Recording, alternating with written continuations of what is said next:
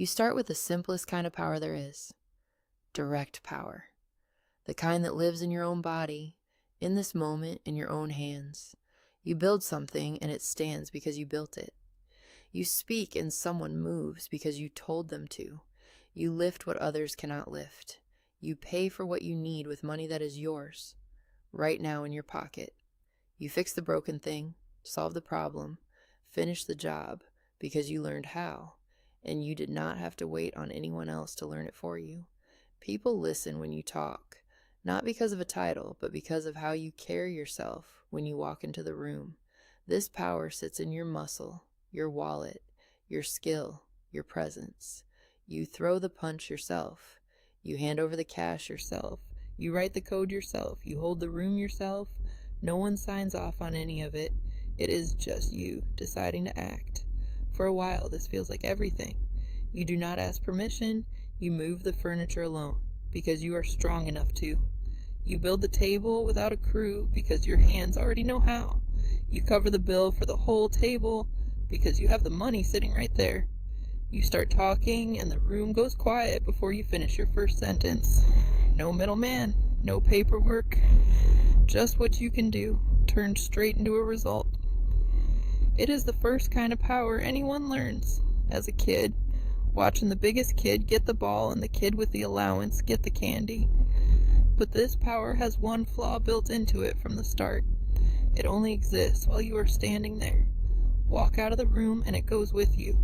Your strength cannot guard your house while you are asleep in it. Your money cannot buy anything once it has already been spent. Your skill is worth nothing while you're homesick in bed. Your charisma stops working the second the conversation ends and you leave it. It lives inside your body, inside this one moment, and nowhere else. You cannot be in two places. You cannot keep working past the point where your body gives out. Every time you use it, it costs you something you do not get back, and it does not scale. You can hold the attention of 10 people in a room, maybe 100, if you are magnetic enough, but your voice will give out before you reach 1,000. You can earn money with your own 2 hands, but never enough to move an economy.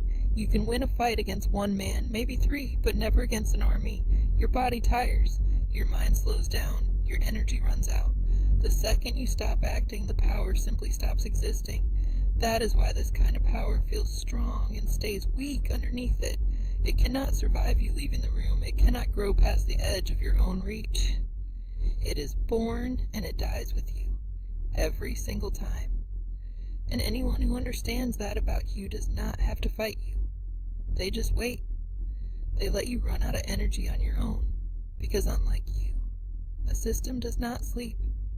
A title does not get tired. Influence does not need to be standing in the room to keep doing its work. So you start looking for a way to borrow power instead of generating it yourself. A way to wear authority you did not have to earn, and have people obey it without you lifting a finger. That is level 2, positional power. This power is not yours. It belongs to the seat you are sitting in. A manager gives an order and people follow it, not because the manager is stronger or sharper than anyone else in the room, but because the title says they get to give the order. A judge speaks and the courtroom goes still. A police officer raises one hand and traffic stops on a street full of strangers. A teacher assigns the homework and the class does it. None of that obedience belongs to the person. It belongs to the role. Take away the badge, the gavel, the office with the door that closes, and the obedience leaves with it. You have rented this authority from something bigger than you, an institution that built the weight of it long before you ever showed up. The uniform is doing the work. The job title is what opens the door. The credentials are what make people stop and listen. Take those away, and you are back to level 1. Back to whatever you can do with just your own hands. This feels stronger than direct power because it reaches further without draining you the same way. A manager does not personally do every task. The work gets handed off. A judge does not enforce the ruling with their own hands. Other people carry that out. A teacher does not need to charm anyone into doing homework. The role itself carries enough weight on its own. You can be felt by hundreds of people, even thousands, without ever running out of breath. But this kind of power is fragile in a way direct power never was. It only lasts exactly as long as you hold the seat. Get fired, retire. step down. The power is gone the same day. People who used to return your calls stop returning them. Decisions that were yours to make yesterday are not yours anymore. None of that respect was ever about you. It was about the chair. Someone else is sitting in it now. Worse, it can be taken from you by anyone who holds more of it than you do. Your boss can end your job.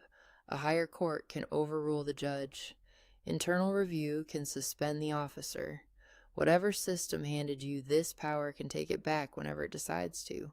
That is the catch hidden inside positional power. It feels official. It feels stable. But it depends completely on the institution that loaned it to you. You only have it for as long as the system keeps saying you do. So you start to wonder about something else. What it would feel like if people stayed with you because they chose to, not because a title forced their hand. Whether loyalty could outlast the position completely. That is level 3, relational power. Here, people listen to you because they trust you, because they like you, because they have come to depend on you. No title required, no uniform. They choose to follow you. This is the power running underneath every friendship, every alliance, every reputation that took years to build. A friend comes to you for advice and actually uses it. A mentor speaks, and the people they mentor listen. A community leader suggests something, and the neighbors show up. None of it comes from command. All of it comes from connection. This kind of power survives the day you lose your job. A manager who gets fired loses authority over a staff overnight, but a colleague who trusted you keeps listening to you long after that. A retired judge loses the gavel, but decades of a built reputation still get doors open for them. Relational power travels with you because it lives in how people see you, not in whatever chair you happen to be sitting in. It is personal. It gets earned slowly through years of showing up the same way every time. Building it takes patience you cannot rush. You cannot force someone to trust you. You cannot buy someone's loyalty outright. You have to keep showing up. Keep doing what you said you would do. Keep proving you're worth believing in. Every interaction either adds to the account or takes from it. Help someone, and they remember it. Let someone down, and they remember that too, longer than you would like. Across months, across years, those small exchanges build a circle of people who take your words seriously, who defend your name when you are not in the room, who carry your message further than you could carry it yourself. When you speak, they listen, because by now they have learned your word is worth something. This kind of power also spreads further than direct power ever could, without costing you the same energy. One person who trusts you influences 10 more. Those 10 reach 100. Your name travels through stories told by people you have never met. Your ideas move through rooms you were never in. Someone you helped 5 years ago recommends you to a stranger you will likely never meet. The circle keeps widening on its own, without draining you the way direct power always did. But it still has a ceiling. It needs upkeep. Relationships fade if you stop paying attention to them. Trust cracks the moment you stop showing up. Influence thins out the longer you stay out of touch. You have to keep putting time and care back into it. Miss enough calls, ignore enough messages, break enough promises, and the whole thing quietly comes apart. This kind of power beats positional power because no one is forced into it, but it still needs you, present, paying attention, staying in it. So you begin to wonder if there is a kind of power that keeps working even on the days you are nowhere near it. Something that tilts the world in your favor automatically, whether you do anything that day or not. That is level 4, structural power. Here, you are not the one exerting the power. The system does it for you. Laws are written in your favor. Institutions protect what is yours. Money moves towards you because of how the economy is built, not because you asked it to. Algorithms put your content in front of people without you doing anything that day. Things bend in your direction while you sleep. They keep bending after you are dead. This is power baked into the architecture of how everything already runs. Think about zoning laws that quietly keep affordable housing out of a wealthy neighborhood. No one has to stand at the border and turn anyone away. The rules already do it. Property values climb, taxes stay low. Certain people simply cannot afford to live there, and the system never had to lift a finger to make that true.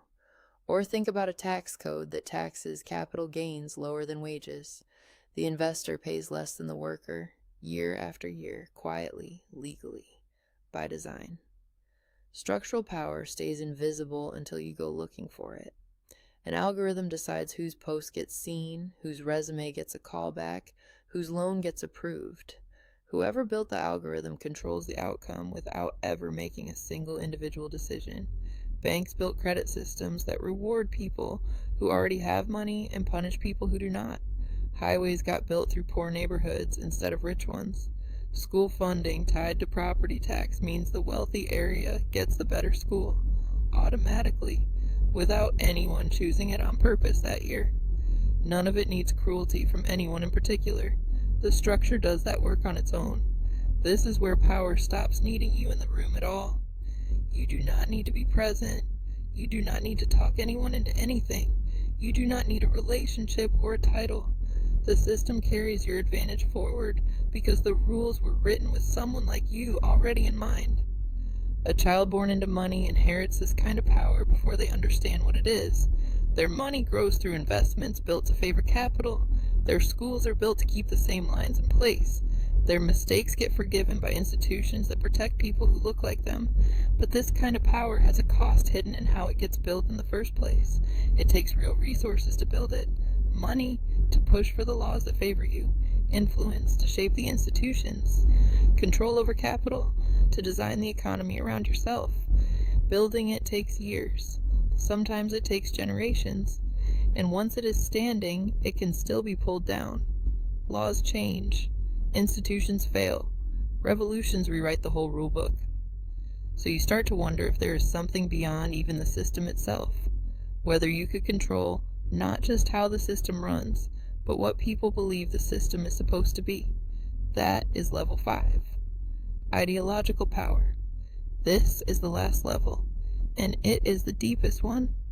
Here you control what people believe is true, or moral, or simply normal.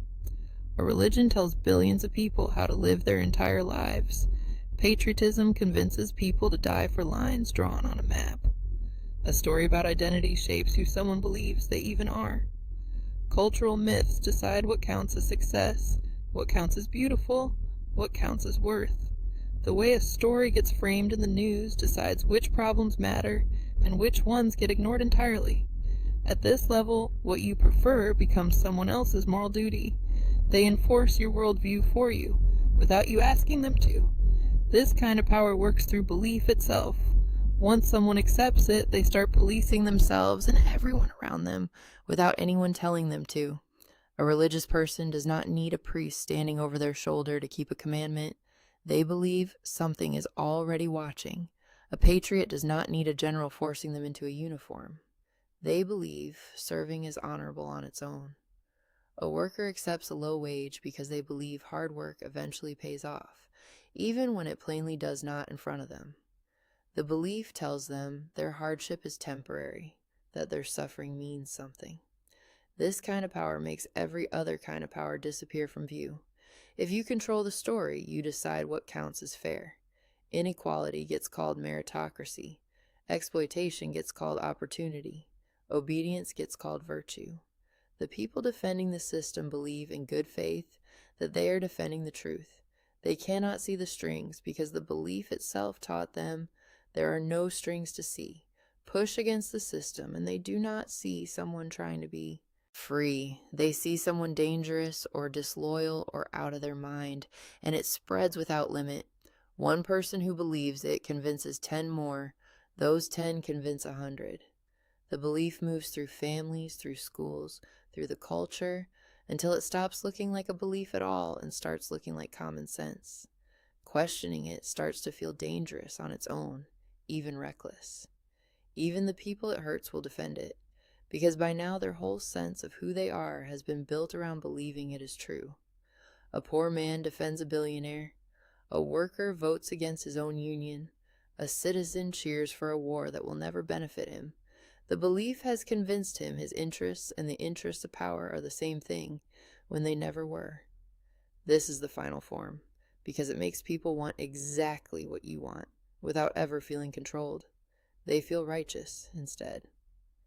They enforce the rule on themselves and punish anyone close to them who breaks it. You do not need to be in the room. You do not need a title. You do not need a single relationship or a single law. The belief does all of it on its own, and once it has rooted itself deep enough, it keeps going long after the people who built it are gone. The idea outlives its own creators, passed forward through generation after generation, still shaping what is real, long after the hands that made it have turned to dust.